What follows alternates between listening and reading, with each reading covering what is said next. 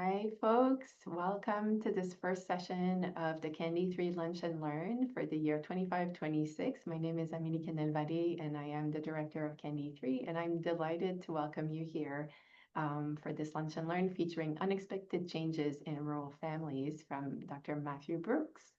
So next slide, please. So first, I want to recognize the incomparable support that we have from our partners. Candy 3 is a partnership grant, and it could not happen without the support, of course, of McGill University, which is the host institution for the partnership, the funding from the SSHRC, the Social Sciences and Humanities Research Council of Canada, as well as our 39 other partners, university, nonprofit, governmental, and private partners that are making this training possible. Next slide, please. Et je veux également reconnaître que l'Université McGill est sur un territoire qui a longtemps servi de lieu de rencontre et d'échange entre divers peuples autochtones, incluant les nations Haudenosaunee et Anishinaabe. Et nous reconnaissons et remercions les peuples autochtones qui nous ont montré a way forward for collaboration that is also one that we seek to imbue with everything that we do at Candy 3, bringing people here from around the world and different sectors of society working together towards more evidence-informed decision-making. Next slide. So just to give you a sense of our rules of engagement for the next hour. So we will have our speaker speak if they are willing to entertain clarification questions throughout. Please let us know. But otherwise, we'll let Matt speak the whole time and then have you all ask your questions in the Q&A towards the end. So if you have a questions during the talk, you are welcome to drop it in the chat. So remain muted and put your question in the chat box anytime during the presentation. We may call on you to have, to speak out your question. If you do so, please introduce yourselves. We'd love to know who you are, where you're coming from, what your background is. So that's also for the Q&A. So please identify your raise hand button and raise your electronic hand. That allows us to see you better because there's quite a few people right now in this talk. So next slide, please. And so for now, I'm going to turn it over to my colleague, Miles Taylor, who is the chair of the Substantive Committee, to introduce our speaker. Hi, everyone.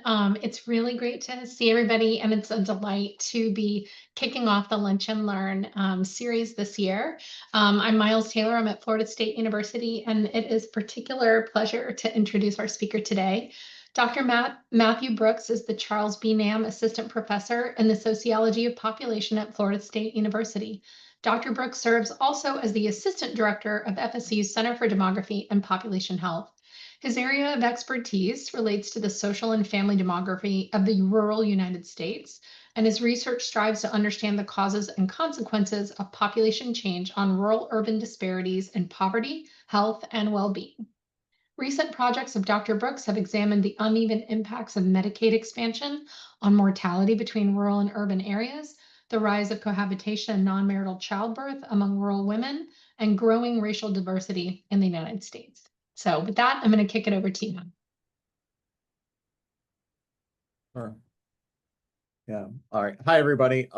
Like Miles just said, my name is Dr. Matthew Brooks, and I'm at Florida State University. But I will say that before I was at Florida State, I did my postdoctoral work at McGill University. And so before I was living in Montreal, before I was living in Florida, I was living in Montreal, and I love Montreal. My wife is from there. So I'm very, very happy to get to talk to people from many countries, in particular Canada. I am wearing Canadian flag socks today. I did decide to put that on. Yeah, okay, but today the title of my talk is going to be focused on the United States, unfortunately. I have done work in Canada, but United States, and I'm going to be talking about the types of family changes that we've seen in the United States and how that has implications for children's well-being. Okay, so I just want to, maybe just to prime everybody, I just want to ask a really broad question. If I asked you, what do rural families look like? What does that mean? And so I guess if maybe it might just be easier so people can put a few things that come to their mind when I ask that question, just like maybe put that in the chat and I can see what pops up.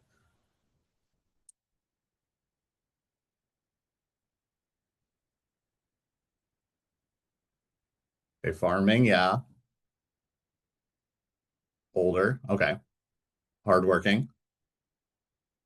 Large families, 2 parents, lots of kids, more kids, yeah. Intergenerational interactions, blue collars, lots of land. Okay, yeah.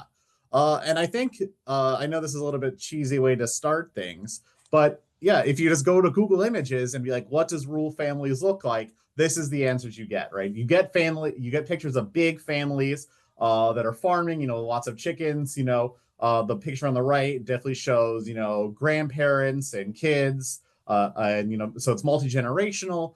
But the other sort of main thing when you get other sorts, when you start to Google the images and like a little, not the first few images you start to get pictures of populations and families that are quite poor. You get all pictures of rundown trailer parks, and maybe you also get a few black and white images showing that this sort of notion of rural poverty has gone back quite a long time. But historically, we know that families in the United States, rural families in the United States, were more traditional and less diverse. And what do I mean by that? By traditional, which is, I guess, like the very normative way of saying it, or the very value-driven way of saying it, is these. What it really meant is that there was in rural America there was really near universal rates of marriage, where there was very high rates of marriage, and also almost all children were born inside marriage, and this really countered traditional perceptions of urban, which were family forms of like cohabitation or single parents, a lot of children being born to unmarried parents, right? And we've really that's really the image you're getting, like if you read ever classic sociological theory about family change, right? But starting in the 1990s, rural families and urban families really started to converge. Particularly in the 1980s, we started to see a big rise in single parenthood. In the 1990s, we started seeing a rise in cohabitation amongst rural families. And most of the literature on this topic really suggested that economic changes that were happening in rural America, related to mostly loss of jobs around manufacturing and kind of a shift towards the service economy, which are typically worse off, lower quality jobs, these really impacted rural communities and had trickle-down effects on families.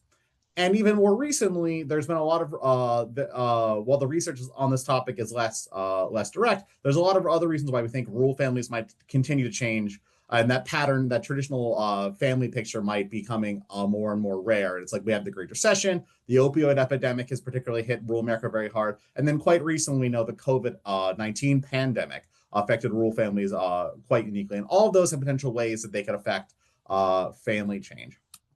And so me and Shelley Clark, a professor at McGill, we did do research on this. Like, okay, what are the families of rural women? Not necessarily children, but we're looking at the focal point is on women. And we find in our paper that we came out 2 years ago in demography that yes, the number of rural women who are married have actually declined. And in the most recent years of data that we have access to, rural women are actually less likely to be married than urban women. And then we also see that there's been big rises in cohabitation amongst rural women, and also big rises in singlehood amongst rural women. And then also in that same paper, we actually find that in recent years, more than half of rural children were born outside of, born to unmarried parents. And so both of those things might tell us a lot about the ways that children's families look today, but both of those things might not be true because oftentimes we know that children, even if they're born to unmarried parents, their parents might quickly become married afterwards. But we can imagine a world where rural families are becoming much more, two-parent married families are becoming much more less prominent. And the reason why we potentially might care about this is because we know that if less children are living with two married parents, theoretically, this actually might increase rural children's risk of poverty. And that's because there's a strong literature showing that society tends to disproportionately punish or penalize non-marital family forms, and they have much higher risks of poverty. And this is important because rural areas, the poverty rates in rural areas are historically much higher, and this is a very persistent disparity between rural and urban areas. And this is something that's really been true if we see the data comes from the USDA. This has been something that's been pretty consistent since at least the 1960s and 1970s, that rural poverty rates in the United States are higher than urban poverty rates in the United States. So if we imagine a world where more and more rural kids are living with non-married parents, we expect rural child poverty rates to increase using, just the most basic most basic assumptions. But this doesn't actually have to be the case, and there's actually reasons why this might not be true, and there's reasons what I call for optimism, some of which are more technical and some of which are more substantive or sociological.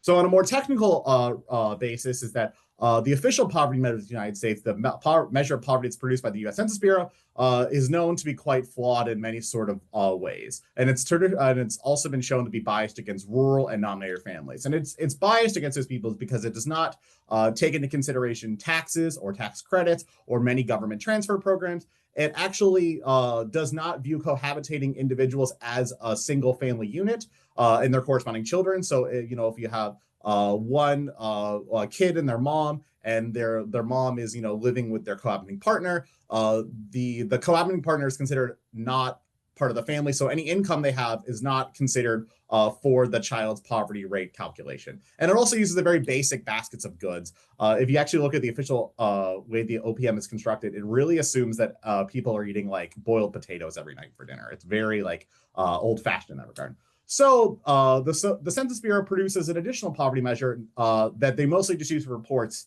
That's called the supplemental poverty measure. The supplemental poverty measure builds upon the critiques of the OPM, and it takes into consideration taxes and tax credits, and also takes into consideration government transfers such as SNAP.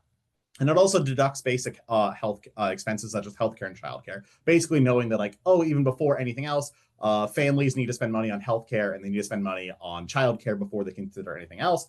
It regroups cohabiting couples together as one family. And then importantly for how we view poverty in rural areas, it adjusts for geographic variation in cost of living. Specifically, it looks at the median rent. And because of this fact, because of that latter factor of controlling for geographic cost of living, studies have shown that amongst adults, rural poverty rates and urban poverty rates actually flip, where urban poverty rates are actually now higher than rural poverty rates. So therefore, when you're using this more accurate measure of poverty, the relationship between family change and poverty might become a little bit more, less clear.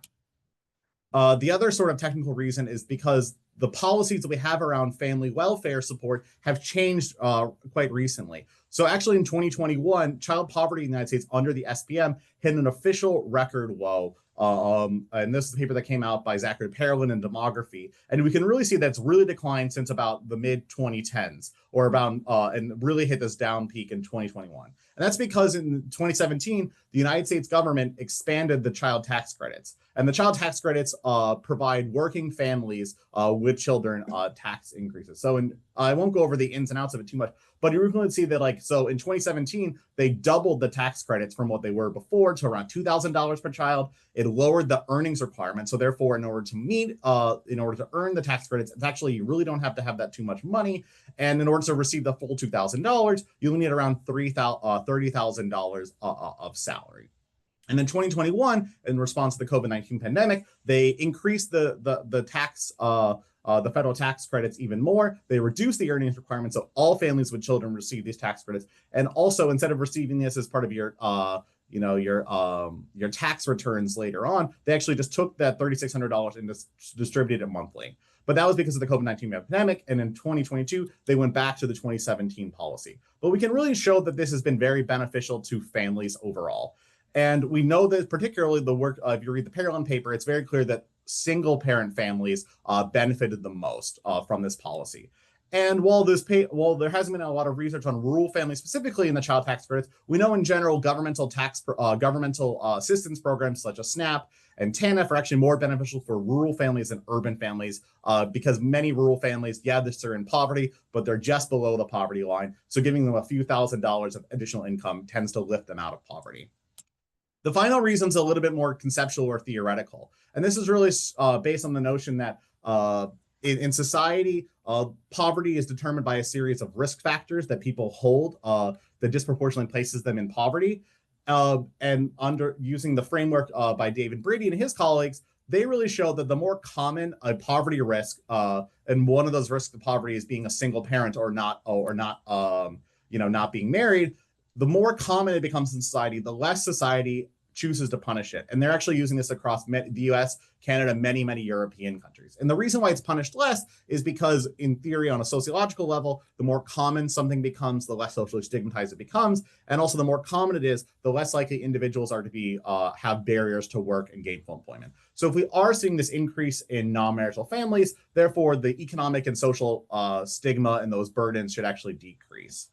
So really, in what I'm saying here is the relationship between family structure change and poverty doesn't have to be so dire if the poverty penalties, and by poverty penalties, I mean the elevated risk of poverty the non-marital families face relative to married families face has changed or has declined. So the relationship between family and poverty doesn't have to be set in stone. So for this study in particular, we're going to be looking at 3 different research questions. First, we're going to start off by looking at the demographic trends in family structures, and we're looking at 5 different types of family structures in rural and urban areas that we're going to be looking since the year 2000.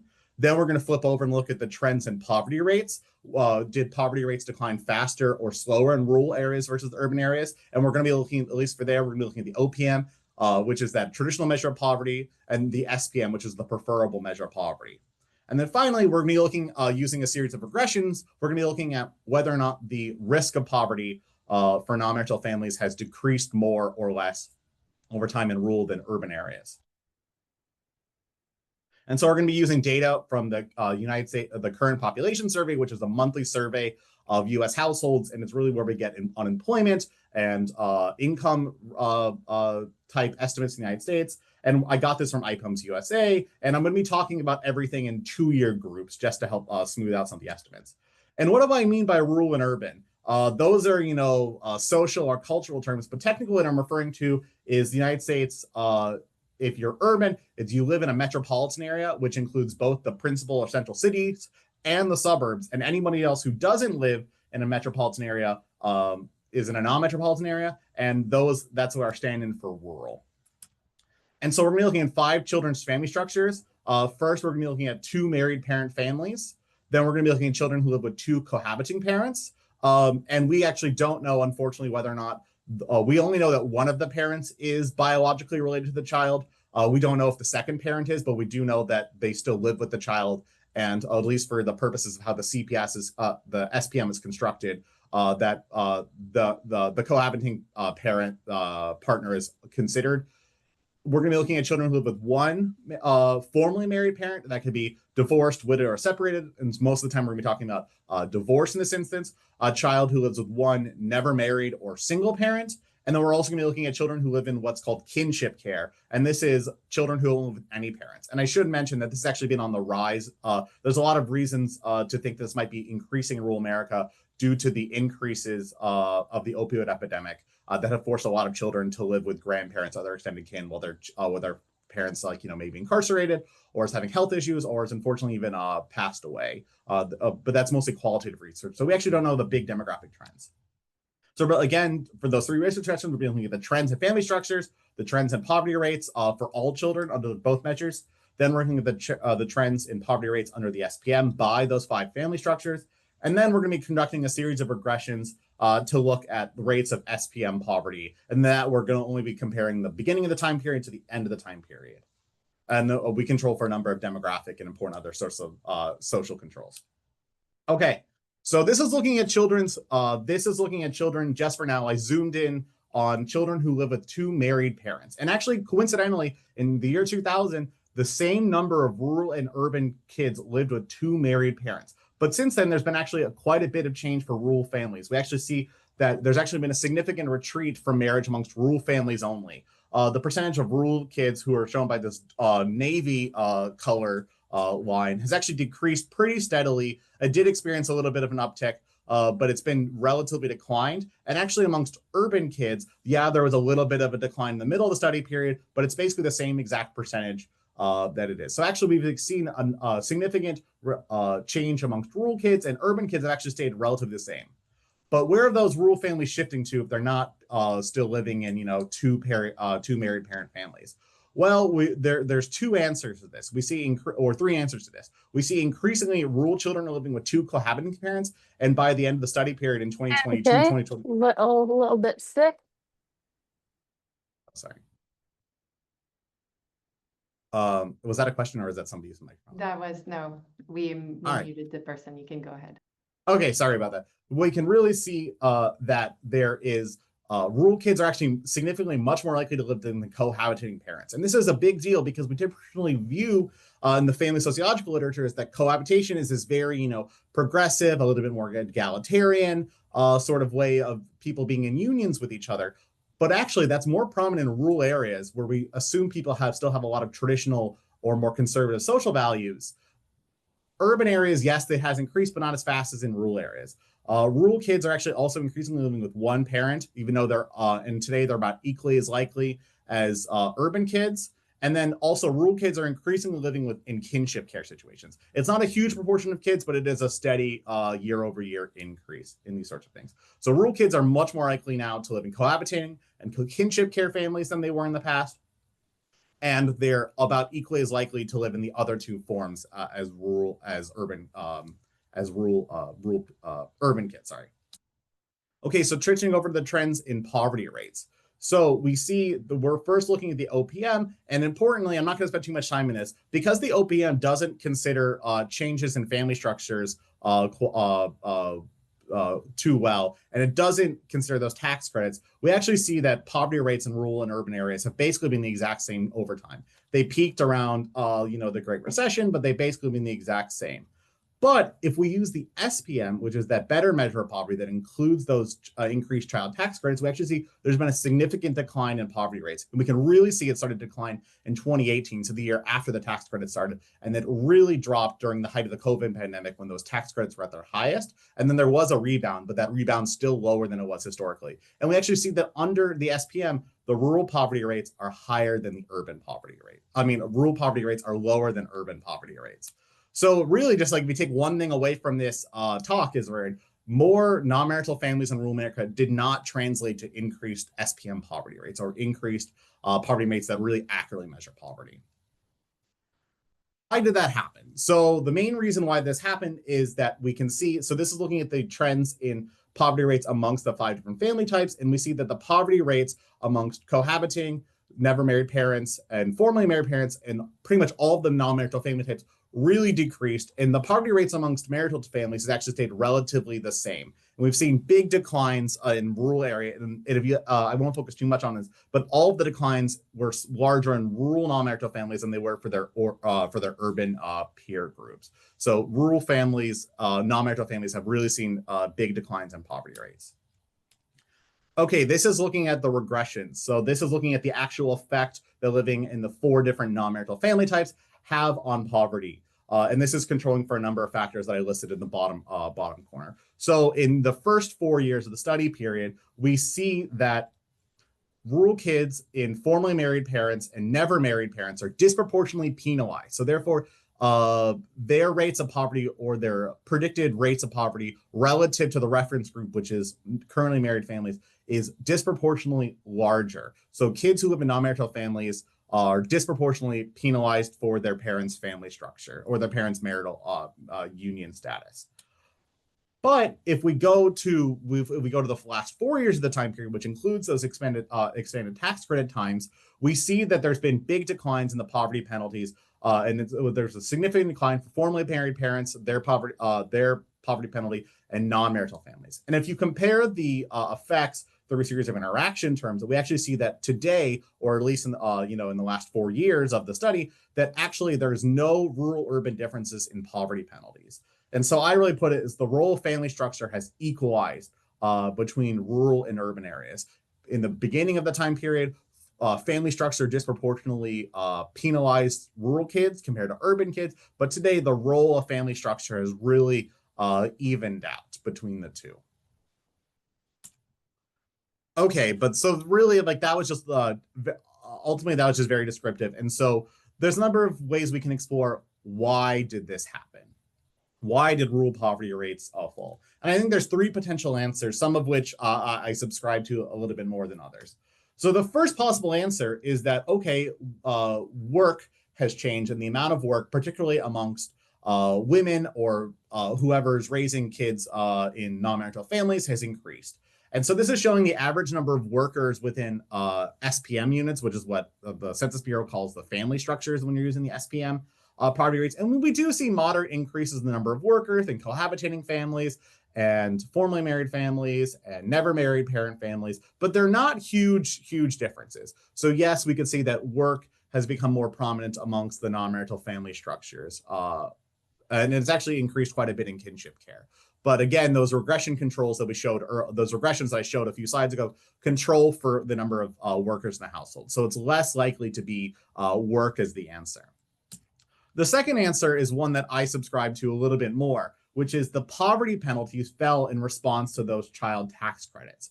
So this is showing the average number of tax dollar. This is not the graph. Okay, either way, I could zoom forward. I feel like it did not change the graph. But either way, I wish I had the graph, but either way, the number of tax credits, the average dollars received of child tax credits increased significantly when the child tax credits were expanded. I think that makes a lot of sense. Like, obviously, we're giving families more money. But we can see, if I show the graph, is that those increases, those relative increases, were much larger for rural families in all the five family types, and they're also a lot bigger, or they're disproportionately increased more in the non-marital family types. And the reason why that matters is because the rural like I've said earlier, rural people, yes, while they're oftentimes in poverty, they're oftentimes just below the poverty line. So giving them a few hundred or a few extra $1,000 is really going to benefit them. And because the work requirements and the earnings requirements are so low for these child tax credits, it really removed family structure as part of the equation about who we're going to give money to. Under the old system, it really was skewed towards families that had a lot of workers and had a high earnings requirement. But now it's less the case. And then the third answer is, it doesn't really matter maybe like what technically caused it. We know that poverty penalties have fallen, and I show this. So this graph shows a series of demographic standardizations. And demographic standardizations is really just basic arithmetic of we multiply, and it's really asking two counterfactuals. It really takes the poverty penalties from one time period and multiplies them by the family structure, like what percentage of them families were married, what percentage of families were cohabitating, and multiplying them together. And when you take the different combinations of the two different time periods, you can create counterfactual estimates of poverty rates. And I'm also going to focus on rural kids. So if we imagine so the poverty rate amongst rural kids today is around 11.9%. But if we see that if poverty penalties had decreased, like we noticed that they, like we observed that they did, but the family structures had gone back to what they were in the early 2000s, so you had more marital families, kids are living with two married parents, we'd actually only see the poverty rate go down an additional 1%.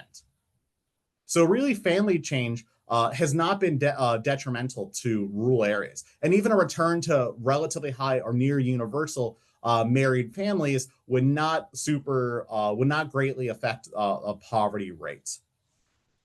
But if the opposite had happened, if family structures had changed over time like they did, but the poverty penalties remained what they were in the early 2000s, poverty rates would increase a lot. Poverty rates would be about 7% higher. And actually, if you notice across it, right, we'd see that I talked about how there was the OPM SPM flip. If poverty penalties had stayed the same as they were in the 2000s, so rural kids were disproportionately penalized for living in non-marital families, rural poverty rates would actually be higher than urban poverty rates. So the main story is it's all about the story is not about family change. The story is about decreasing risks of poverty for rural kids. Okay, but I've really only been talking about binary rural-urban. And we know that urban group contains principal city and suburban kids. So that's like 75% of kids in the United States. So how do suburban kids fit into this situation?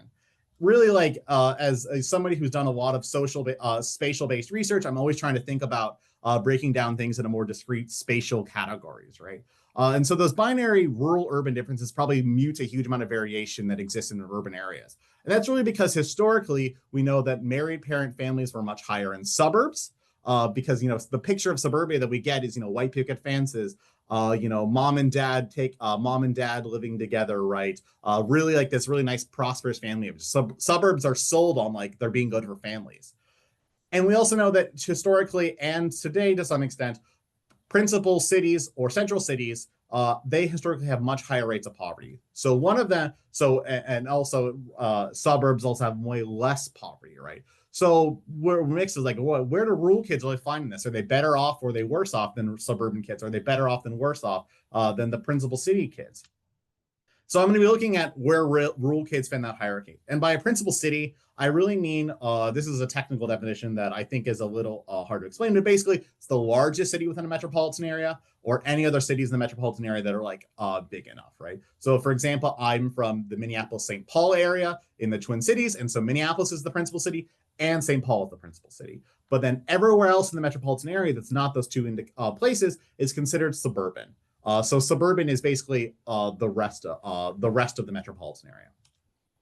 And so just for simplicity, I'm only going to focus on marital married families. I can pull up later on the full breakdown if we have time to at the end. But in general, we see that if rural remains the Navy, we see that rural kids actually they have very similar rates of living with married parent families than urban kids. They're much closer to the darker orange. And we see that there's actually, right. So they're really similar to these traditionally disadvantaged family structures that we find in urban areas. And suburbs are actually pretty consistent in terms of the family structures we've seen over time. And actually, minor tidbit is we actually see that principal city marriage rates are actually going up. And that's because we know marriage rates amongst African Americans are going up, and also immigrants are disproportionately likely to be married, and immigrants most of the time live in principal cities. If we look at the SPM poverty rates, we in fact find the exact opposite. Rural kids have very similar poverty rates today as suburban kids. Their poverty rates are nearly indistinguishable. So we're left with this sort of, paradox. Rural kids are very similar to urban kids when it comes to family structures, but they're very similar to suburban kids when it comes to the poverty rates of those family structures. And again, I think this shows really the main sort of point is that the relationship between family structures and poverty is not always a one-for-one scenario. Okay, I know that was probably a lot of results, so I'm going to just break it down to like three main trends. So rural kids have experienced three big shifts since the year 2000. So basically in the last 25 years. So number one is that rural family structures have become more diverse than urban ones. And around 40% of kids in rural families today live in non-marital families. And rural kids are significantly more likely to live in cohabitating families and in kinship care, right? So those are the two areas where we've seen a lot of growth. So we're moving away from this traditional model or this traditional picture of rural families being like, super traditional and a lot of nuclear families, right? That picture really doesn't exist anymore. Child poverty rates have fallen greatly in both rural and urban areas, but they've fallen to a much greater extent in rural areas, and especially post 2017, following the expansion of those child tax credits. And the third one is that rural families are no longer disproportionately penalized for their family structures, right? In the beginning of the time period, we saw that rural kids who lived in the four non-marital family types had higher risks of poverty, even accounting for many many socioeconomic factors. But today we see that rural and urban poverty risks are relatively similar, right? So as I put it here, rural family structure is no longer a disproportionate axis of inequality in rural America. It's not a divider between the haves and have-nots like it used to be, or at least disproportionately a divider between the haves and have-nots. So I think in general, I think this should largely quell fears that sometimes pop up in the media or pop up, in popular popular discourse, that family structures and the shift away from marital families is really going to hurt rural kids, and it's really going to disproportionately hurt rural families specifically. And as I showed with those decompositions, the return to universal marriage won't really help rural America. It's really those declining poverty penalties that have really hurt rural kids. But even though this is what I'm showing as, an academic researcher, that's not necessarily what society as large is still pumping out, right? So earlier this year, the Trump administration announced an order that they were going to start disproportionately giving transportation funding, so highway funding and public transit funding, to areas that had higher birth rates and marriage rates. And so they're really just like, no, we need to incentivize higher marriage rates and we need to incentivize birth rates, and we're going to reward them through transportation sort of funding. And this is just one article I found, but if you kind of Google this, it says red states, or it says urban areas are going to be disproportionately impacted by these sorts of things. But it's actually not true, right? If we really find that rural areas will actually disproportionately be hurt by these declining, by this emphasis on funding highways based on marriage rates, right? We also know the child tax credits are changing. At one point, when I was writing this paper earlier this year, when they were going over, the big beautiful bill or whatever, there was a lot of debate about what they're going to do with the tax credits. The tax credits are still existing, but they still are changing going forward in a number of key ways that might really impact families. So first of all, underneath the old system, it doesn't matter if the parent had a social security number. So therefore, undocumented immigrants could apply for the child tax credits as long as their child was a US citizen or their child had a social security number. Now, both parents and children have a social security number. So effectively, undocumented immigrants or many immigrants overall are really just going to be excluded from receiving these child tax credits. They also increased the earnings threshold. Well, they didn't really change the earnings threshold. They went back and lowered the amount of money given to kids. And then also in order to receive the higher amount, in order to receive the full $2,200 that they're giving out, you need to earn around $36,000. Well, underneath the old system, it was around $30,000. So in order to earn the most amount of tax credits, you need to earn more. And that's going to disproportionately penalize families that might only have one worker or a mom that has to work part-time or something like that. Right. And then I think rural families really hold a complex position of disadvantage. Right. We typically view rural kids traditionally as this like bastions of traditional families and, conservative social norms, but also at the same time, really, really low poverty rates. And actually, we see that's really, really flipped, right? We see today rural families are really similar to urban families in terms of their family structure rates. So this traditional element is gone. And they're really similar to people traditionally in sociological literature we view as being the least likely to be married. But also their poverty rates are much more similar to suburban kids who are traditionally the most advantaged. And so I think the main sort of point I really have here is that as long as poverty penalties remain low, so as long as the risk of poverty associated with living in a non-marital family type remains low, that's not necessarily going to lead to higher poverty rates in rural America or elsewhere. And I think the other main take we could have upon this is that oftentimes governmental policies, or oftentimes the way we talk about poverty in many countries, is that we need to fix poor people. Like we need to incentivize them to get married. We need to incentivize them to go to college. We need to incentivize them to, wait to have kids until, they're ready, right? I disagree with that. I really think that it's much more important that we fix poverty in terms of we think about these systems that can help poor people. And I think the child tax credits are like really highlight this sort of thing. So we really think about fixing poverty and the barriers that those individuals face rather than trying to incentivize or punish families who make maybe the wrong choices in the views of the government or views in society overall. All right, I'm ready for questions, but thanks everybody. Thank you. Thanks, Thank Pat. you. Oh, I see a question already. Does family structure have an impact on outcomes other than poverty levels, such as health outcomes? It most definitely does. Obviously, right, I can think of a number. Let me think of two, like there are two examples. Like one is we know that like if you take the same sort of way, especially in the United States, right, health insurance is oftentimes tied to work. And so therefore, when you have two parents working, it basically doubles the chances that the child will have access to health insurance or good quality health insurance. And then also we know that children who live with two married parents oftentimes have the ability to go to the doctor more often because there's work flexibility. So one parent can take off work and be like, oh, I'm going to take the kid to their doctor's appointment for their physical or things like that, right? And so obviously doubling the amount of parents in the household tends to free up resources in this specific sort of way. But obviously it's the same sort of, I could go on the whole entire rant and there's a lot of literature showing like, well, it always doesn't have to be one for one. Again, it's because it's about the risk we put on non-marital families rather than like the inherent flaws of non-marital families when it comes to health. How do you think AI is going to change the economic shape of urban, suburban, and rural? Where do we think that AI will do for the workforce? I think it's a very interesting phenomenon. And I think there has been some work done about how the AI economy is going to shape rural America. And on the one hand, I could say that rural areas are safe because the main economic core is around resource extraction, agriculture, things that are, quite, hard to maybe automate and do by ChatGPT. Is not going to go and pick vegetables, or it's not going to go,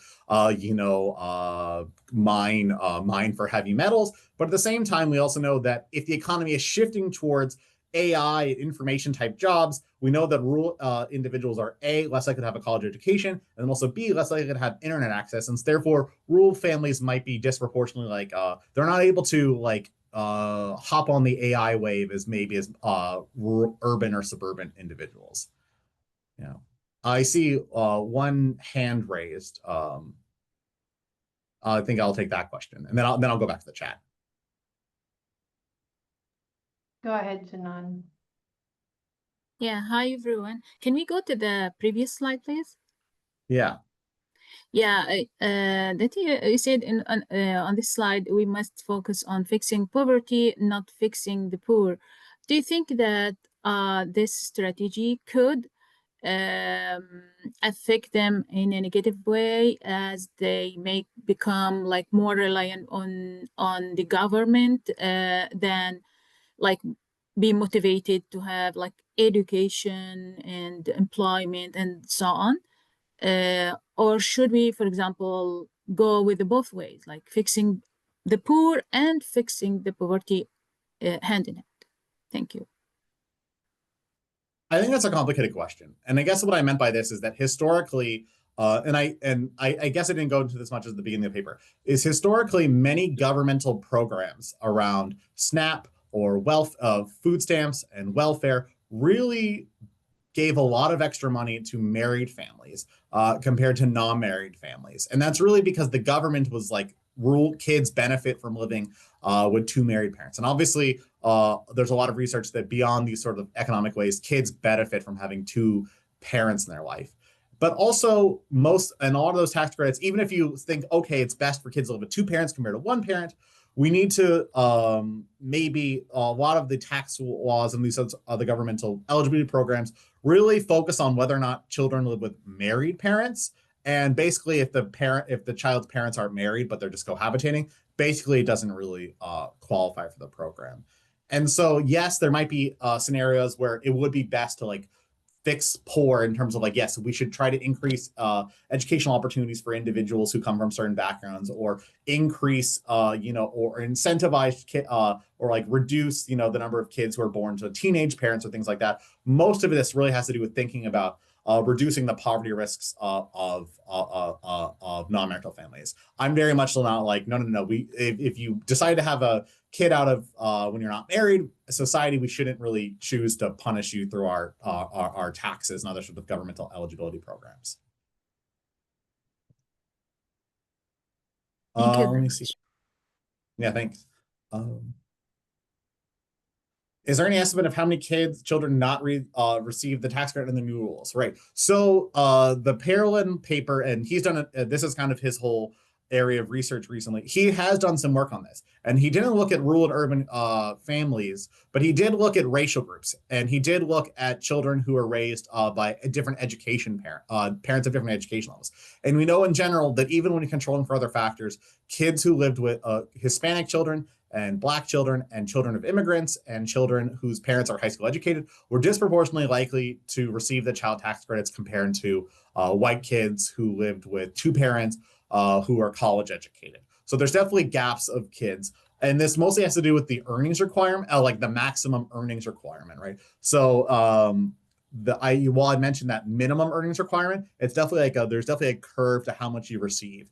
And white married families with college education tend to be at the higher end of that earnings curve, so they receive the most tax benefits. And Hispanic and Black and low education parents tend to be at the lower end of that earning. So that while they're still receiving some tax credits, they're not receiving the full $2,500 of the tax credits. And I will say that me and Shelley are looking at more specifically the specific policy effects of the tax credits, but I guess that's probably too preliminary to share. Hey Matt, I'm curious about situations in which child will have an SSN but not their parents. What types of families would be in the situation?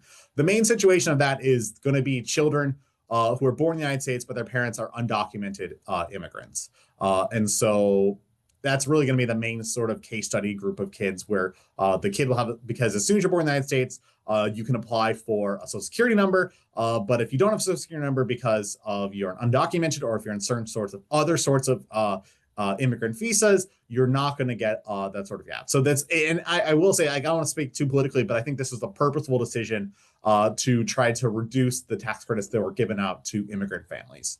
That's 100% what the rhetoric is. Yeah. Do you think that wealth and inheritance, rather than the level of income in family, level of income of the family, may impact the relationship between family structures and poverty in rural America? I think that's a really good question. On the one hand, we know that rural, and I have a whole entire separate paper about this, that we actually know that rural individuals actually have much higher, much less levels of wealth than urban families. So there is this wealth disparity at the same time. But often at the same times, in the rural literature, we oftentimes describe rural individuals as being land rich but cash poor. So rural individuals might have a house, and they might have land, and they might have other financial assets that kind of make up for the fact that their incomes are quite low. We also know that disproportionately rural individuals participate in informal economic activities. So things like, helping, fixing your neighbor's car for a few $100, babysitting kids at the church, selling things at a market, like at a farmer's market, right? So we know that in general, rural people tend to earn a lot. I guess I'm saying is that rural people have less wealth, but also how their financial assets might be less clearly measured than urban individuals. But there is a lot of research to show that rural kids, there's a separate paper done by a professor named Connors at Arizona State, who looked at wealth trajectories of rural kids. And we do find that rural kids who come from, pretty upper middle class backgrounds with two married parents, they tend to actually have really good social mobility later on in life. So there is a big benefit for rural kids, at least historically, who did living with two married parents, right? What other questions? Do you think wealth inherits rather than the level of income? Okay, no, sorry. Your research really reflects the importance of policy and the ways that we can understand access more than financial support. Is there similar definition of basket of services in rural areas than urban areas? I think that's a really important question. And so in general, we know that beyond income, that rural residents lack access to pretty much every major service we can think of. Rural residents are much more likely to live in food deserts and legal deserts and financial deserts, so they lack access to banks. We also know that rural residents are disproportionately less likely to live near a hospital. Many rural residents don't live anywhere near a medical facility. And so there really is a lot of stuff that urban folks take for granted, those like services that rural residents don't have access to. We also know that in general that even many sorts of, and this kind of relates to the question around AI, is that I've started to do some work about the gig economy in rural America. And we really know that rural residents, due to their lack of internet access and also that they live in less population dense areas, also really are less likely to take advantage of gig activities, using app-based ways to make money, because you need the internet, and also oftentimes you need to live in an area with enough population of people who are willing to pay you to do some sort of gig or services or pick up, Uber Eats or things like that. I hope that answers that question. Is there any other questions that I think that's all the questions in the chat. I mean, I'd love to keep them going, and I can, or there, yeah. I don't see any raised hands. Hold on just a second. Oh, we got one more from Ruth. Not sure this is answerable, but similar is the measurement of SPM with the MBM. Wondering if rural baskets in Canada reflect these same findings. I know and that's the market-based measure of poverty, and that reflects and that's actually a very broad definition of poverty, and it really looks whether or not people have access to go to the movies. So it's really just this, the market, it's really just this notion that okay, yes, obviously people need income in order to afford rent and to go to the grocery store and to buy very basic medicines and things like that. But it's also this notion no, that's just the barest of bare minimums to survive. There's a lot of other things in society that we think are important. And I think one of the example that really stands out is hey, going to the movies is a big, just social activity. And it's a way that you learn about culture. And it's a way that you can feel participating in society, and these other sorts of, activities, these very basic, entertainment services represent a way that people are full members of society. I know that the Canada measures those sorts of things, but the supplemental poverty does not. Supplemental poverty really, when it uses its expanded baskets of goods, it's mostly like it's looking at not just groceries. It's not really just looking at groceries, and it's also looking at clothing, and it's also looking at utilities, like how much people pay for electricity and gas and things like that. But I will say that, like, and to answer your second part of the questions, I wonder if the rural basket in Canada reflects these same sort of things. Is that in general, I know pretty much everything I said about historically, this is what urban areas were like in the United States, and historically, this is what rural areas in the areas in the United States are like. Are basically, there's an entire other stream of literature that basically show like, no, these patterns of disadvantage are quite similar. And actually, the paper that I've done looking at comparing rural and urban areas in the United States and Canada, basically the only sort of main sort of way that rural and urban areas in the United States and Canada are different is that in general, due to a number of economic factors, is that rural areas in the United States are seeing big increases in the number of immigrants who live there. That's mostly because of where the United States has put manufacturing in recent decades and other sorts of, food processing facilities. But in Canada, rural areas are relatively undiverse. They're either 100% white, or in certain regions of the country, there are like nearly 100%, First Nations populations. But pretty much most of what I said about rural-urban differences in the United States could also apply to rural Canada. Yeah. Yeah, thanks. I had one question, although I'm not sure I'm going to formulate it well.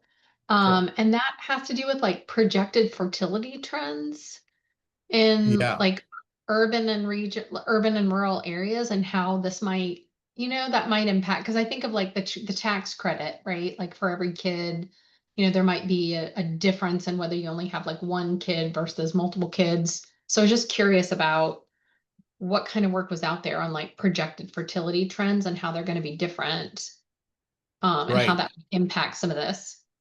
Right. Yeah. And so, in the same way that rural families are viewed as traditional in terms of like nuclear families, the other main way, the other sort of like core historical different demographic difference between rural and urban families is that rural fertility rates historically are much higher than urban fertility rates.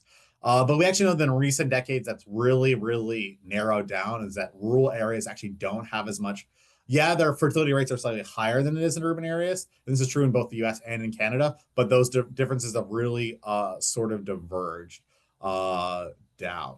And so when it comes to fertility rates, I guess I don't know how it relates to the tax credit specifically, but historically, this notion that rural families are big and rural families are having rural women tend to have a lot of kids is less true in general. And the main reason why that happens is actually less due to it really has to do with the timing of difference. I've done a separate sort of work showing that like rural women disproportionately have children at younger ages than urban kids, but they also tend to get done with their fertility earlier on, right?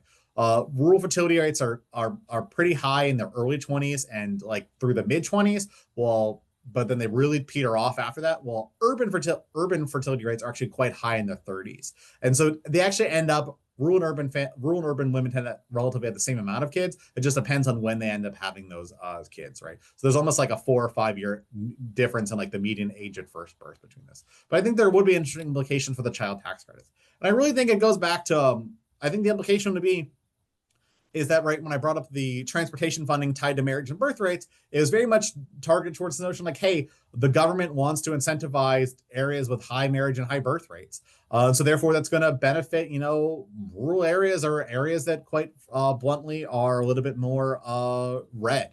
But we actually find that that's not true. Marriage rates are higher in urban areas than they are in rural areas, and fertility rates are really not that different rural and urban areas. That's not necessarily saying that there isn't geographic differences in fertility rates. Certain regions in the United States have higher fertility rates than others, but it's less of this clear like rural versus urban divide. Great, thanks. Yeah. Okay, I don't see other questions in the chat.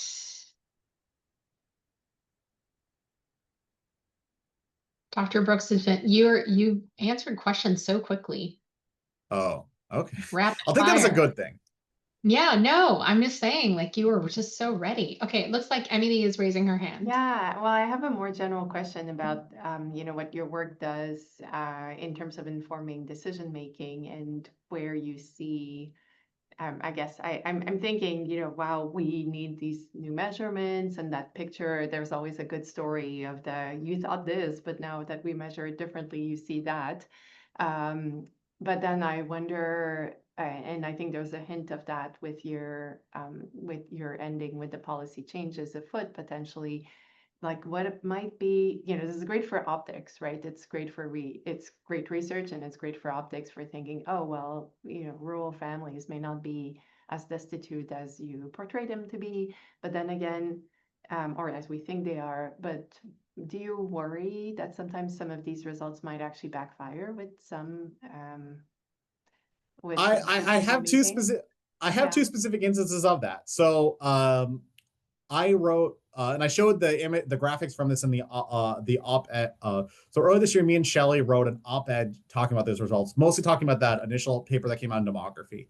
And so we actually got a lot of press about that, or we got a lot of shares and clicks. And so I actually did a radio interview with and I was like, hey, and I was like super excited. I was like, oh my gosh, I've never been asked to do a radio interview. And the radio interview went like 99% well, but then the radio interviewer, his literal words were, so Matt, your research really shows that rural kids are bastards. Like rural kids are disproportionate. And so it very much turned into sort of like thing where it's like, oh, rural, and it was there was a, and then like the and then there was like a lot of comments in the thing that were termed, which like, oh, it's really like the reason why marriage rates are declining is because rural men suck, and rural men are they're addicted to drugs, or I would never want to marry a MAGA guy. And so I think there was this big obviously like in the op-ed, it's really clear like no, marriage rates in rural America are very much this product of like economic disadvantage historically, and then it got very much shifted towards this very moralistic argument. The other sort of thing is that I have, this is like, and I know when Miles is reading my biography, reading out is, so I do a separate stream of research about Medicaid expansion, which is like the government insurance program for low-income individuals. And one of the results we actually found is that Medicaid expansion has actually not been quite beneficial to rural areas. So over the summer, that paper was used as like a piece of evidence in a state legislature, and it was one of those things where they were trying to get rid of Medicaid expansion in this state. And we were sent it afterwards for comment, being like, oh, could you please provide us a rebuttal? And we're like, well, no. I mean, obviously our results are what they are. Like, obviously there's a lot of next steps they're looking to look into this, but like, sometimes unfortunately you do have results that maybe could be politicized, or maybe don't have the very happy-go-lucky or very optimistic finding. Like in that paper, we find that no, Medicaid expansion has actually been really not that beneficial to urban areas. And I'd have to give an entire other talk about explaining this sort of things. But I think it is one of those things where like research, you can people, even though if you write very clearly about what something is about, people might use their own life experiences to make a very anecdotal understanding of it otherwise. And it's also like oftentimes, obviously I would love for every paper to be like this, where it really clearly shows that like, no, we need to increase benefits to families. It's not about punishing poor individuals anymore. But oftentimes you end up with the results that if like, even if they're run in a fairly neutral way, could be taken in a way that maybe like might cause long-term harm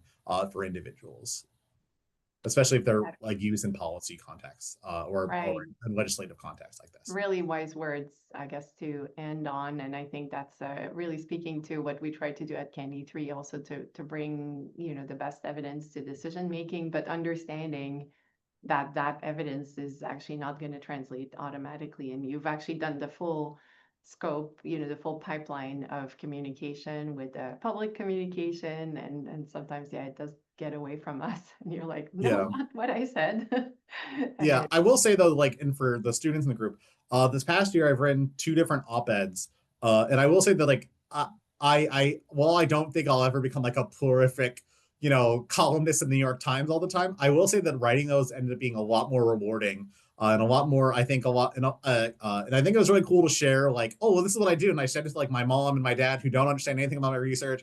And, people send to like, and I had people reach out to me that like didn't, was like, oh my gosh, man, I saw that you were in the Washington Post. And I feel like it ended up being a really like, more meaningful experience that I wrote those sorts of things than like another peer-reviewed article that will only be read by the same, dedicated group of scholars. That's terrific. Have you tried the conversation?